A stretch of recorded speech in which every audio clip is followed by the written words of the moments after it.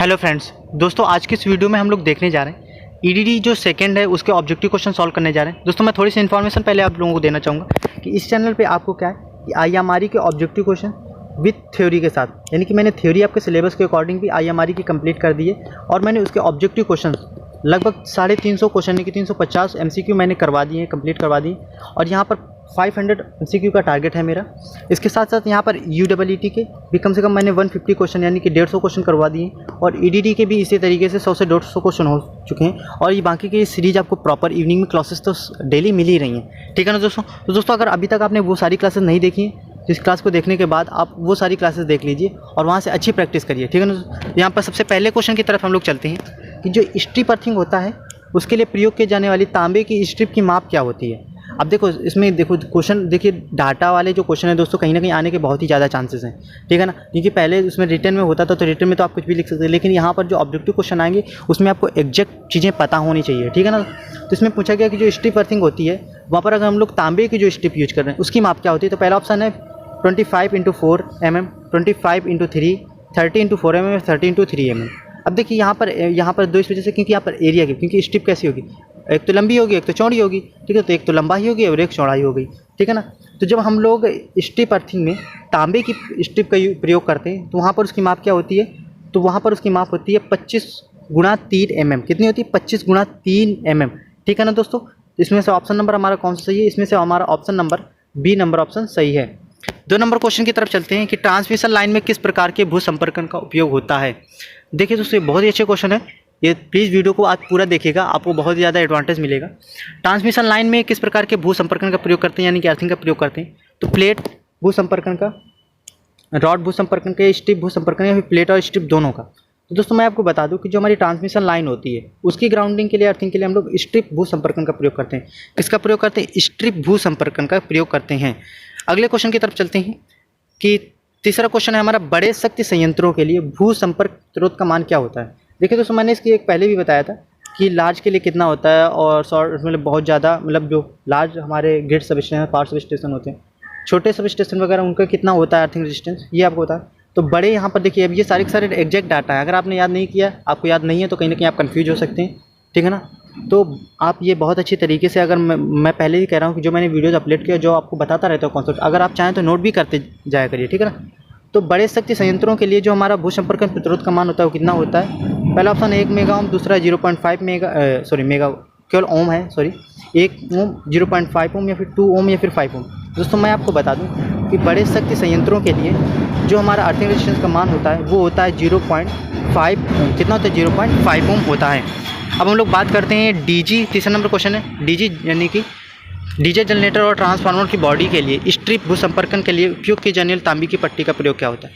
अब देखो वो दोस्तों था वो नॉर्मल के लिए था, अब यहाँ पर आपको ये चीज़ें थोड़ी सी अब याद रखनी कि अगर हम लोग ट्रांसफार्मर के हाई केवीए रेटिंग के ट्रांसफार्मर की अगर बॉडी या फिर कोई डीजे जनरेटर सेट है, वहाँ पर अगर हम लोग स्ट्रिप अर्थिंग का प्रयोग कर रहे हैं तो वहाँ पर स्ट्रिप जो है उसकी जो लेंथ वगैरह या फिर एरिया वगैरह क्या होगी वो आपको बताना है। तो पहला ऑप्शन है कि 25x3 mm, दूसरा 25x4 mm या फिर 30x4 या फिर 50x6 mm, ठीक है ना दोस्तों। तो इसमें से कौन सा ऑप्शन सही है, तो दोस्तों मैं आपको बता दूं इसमें हमारा ऑप्शन नंबर 4 सही होगा, यानी कि 50x6 mm, ठीक है ना दोस्तों, और यानी कि ऑप्शन नंबर डी सही है। 4th नंबर क्वेश्चन की तरफ चलते हैं, जीआई पाइप किसके माध्यम से अर्थ वायर को निकाला जाता है, का व्यास कितना होता है। यानी कि जीआई पाइप जिसके माध्यम से हम लोग अर्थ वायर को निकालते हैं, ठीक है ना। अब अर्थ वायर, ये जीआई पाइप का प्रयोग क्यों करते हैं, तो ये प्रयोग करते हैं हम लोग अर्थ वायर को प्रोटेक्शन वगैरह से, यानी कि नमी है, कोरोजन है, इन सब से चीज़ों से बचाने के लिए। तो जो हमारा पाइप होता है जीआई पाइप जिसमें हमारा अर्थ वायर निकालते हैं उसका डायमीटर कितना होता है ये आपको दोस्तों बताना है दोस्तों। तो पहला ऑप्शन मैं आपको बता दूं इसमें है 13 mm व्यास का या फिर 15 mm व्यास का, 19 mm व्यास का, फिर 18 mm व्यास का। तो जीआई पाइप होते हैं इनके माध्यम से जो अर्थ वायर को निकाला जाता है उसका व्यास कितना होता है, उसका व्यास होता है हमारा सिंपल से 13 mm। कितना होता है दोस्तों 13 mm होता है, यानी कि ऑप्शन नंबर हमारे इसमें ऑप्शन नंबर ए सही है, ठीक है ना दोस्तों।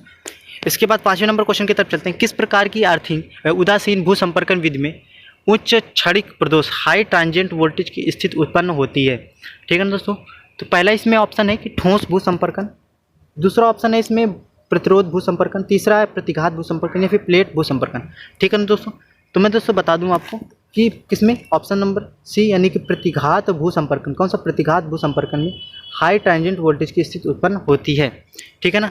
छठवें नंबर क्वेश्चन की तरफ चलते हैं कि अर्थ इलेक्ट्रोड अर्थिंग में प्रभावी भू योजन के लिए भरे जाने वाला मिश्रण क्या है, यानी कि अर्थ इलेक्ट्रोड में जो हम लोग क्या करते हैं, क्या क्या भरते हैं, इसमें ये पूछा गया है। ठीक है ना। पहला ऑप्शन है पेपर साल्ट का मिक्सचर, दूसरा ऑप्शन है कि इसमें साडस्ट का मिक्सचर, या फिर कोल्ड साल्ट का मिक्सचर, या फिर नींबू और बालू का मिश्रण।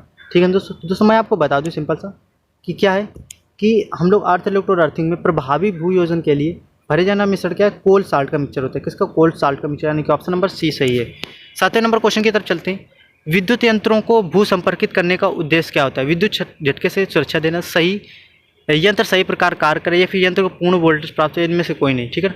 तो जो हमारा भू यंत्रों में भू संपर्कित होते हैं या फिर जो हमारे इक्विपमेंट्स होते हैं उनका अर्थिंग करने का मेन जो मोटो होता है वो क्या होता है? विद्युत झटके से सुरक्षा प्रदान करने की। ऑप्शन नंबर इसमें हमारा ए सही है। ठीक है दोस्तों। आठवें नंबर क्वेश्चन की तरफ चलते हैं कि भू संपर्कन ग्रिड में भू क्षणों की वृद्धि, ठीक है ना, भू क्षणों की वृद्धि कैसी होती है? मतलब अगर वृद्धि कर दें तो क्या होता है? तो पहला है भू प्रतिरोध कम हो जाएगा।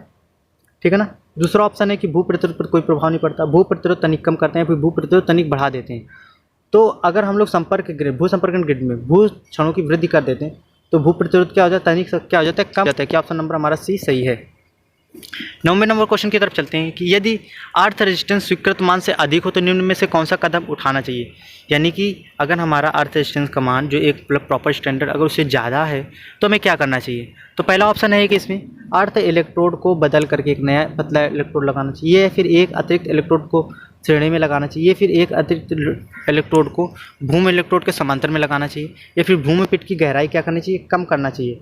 ठीक है दोस्तों। अब देखिए पहले ऑप्शन में क्या है कि बदल का एक नया इलेक्ट्रोड, तो आप इलेक्ट्रोड को निकालेंगे फिर दूसरा लगाएंगे, तो ये उतना वो नहीं है, अच्छा नहीं है। अतिरिक्त इलेक्ट्रोड श्रेणी में नहीं लगाएंगे, ये तो कन्फर्म ही है।